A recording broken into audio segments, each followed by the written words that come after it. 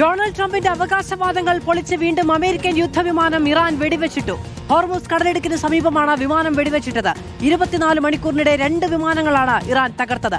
അതേസമയം ഹോർമുസ് കടലിടുക്കിന് പുറമെ ബാബൽ മന്ദബ് കടലിടുക്കും തടസ്സപ്പെടുത്തുമെന്ന് ഇറാൻ സൂചന നൽകി.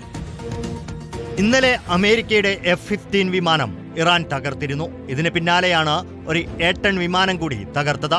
F-15 വിമാനത്തിലുണ്ടായിരുന്ന ഒരു പൈലറ്റിനെ രക്ഷിച്ചതായി അമേരിക്ക അവകാശപ്പെട്ടു. മറ്റൊരാളെ കണ്ടെത്താനായിട്ടില്ല. തിരച്ചിലിനിടെ ഇറാൻ ആക്രമണത്തിൽ ഒരു ഹെലികോപ്റ്ററിന് കേടുപാടുണ്ടായി. ഹോർമോസ് കടലിടുക്കിന് പുറമെ യമനും ആഫ്രിക്കയ്ക്കും ഇടയിലുള്ള ബാബൽ മന്ദബ് കടലിടുക്കിലും ചരക്ക് നീക്കം തടസ്സപ്പെടുത്തുമെന്ന് ഇറാൻ സൂചന നൽകി. ലോകത്തെ എണ്ണക്കയറ്റുമതിയുടെ 12% ഇതുവഴിയാണ് നടക്കുന്നത്. അമേരിക്ക അടിയന്തര വെടിനിർത്തലിന് സമീപിച്ചതായി ഇറാൻ വെളിപ്പെടുത്തി. 48 മണിക്കൂർ വെടിനിർത്തൽ നിർദ്ദേശം ഇറാൻ തള്ളി. ഗൾഫ് രാജ്യങ്ങളിൽ ഇറാന്റെ ആക്രമണം തുടരുകയാണ്. UAE-യിൽ ഒരാൾ കൂടി കൊല്ലപ്പെട്ടു. 4 പേർക്ക് പരിക്കേറ്റു. ബഹ്റൈനിലും 4 പേർക്ക് പരിക്കേറ്റിട്ടുണ്ട്. കെട്ടിടത്തിന് നാശനഷ്ടമുണ്ടായി. ടെഹ്റാനിൽ അമേരിക്കയുടെയും ഇസ്രായേലിന്റെയും രൂക്ഷമായ ആക്രമണവും തുടരുകയാണ്. News desk reporter.